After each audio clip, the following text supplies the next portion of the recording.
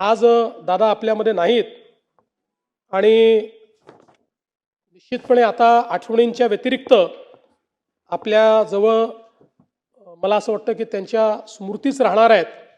पण अशा या सगळ्या जो काही विचारांचं काहूर आहे, वेगवेगळ्या आठवणी आहेत, यावर जर आपण बोलत राहिलो तर कदाचित आपल्यापैकी प्रत्येक जण दिवसभर बोलू शकेल.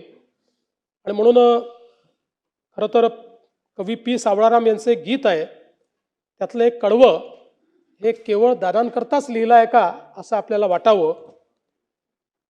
जनसेवेचे बांधून कंकण, त्रिभुवन सारे घेईन जिंकून, अपूर्व आपुले दृढसिंहासन, नित भिजतो मानवतेला, जो आवडतो सर्वांना तोची आवडे देवाला.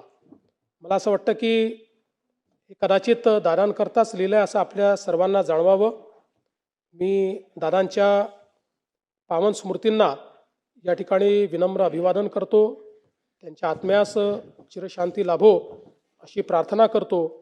आणि जी काही त्यांचे कुटुंबीय आहेत या कुटुंबियांना या ठिकाणी हे दुःख सहन करण्याची शक्ती आपल्याला आणि त्यांना ईश्वर देव अशी ईश्वरचरणी प्रार्थना करतो.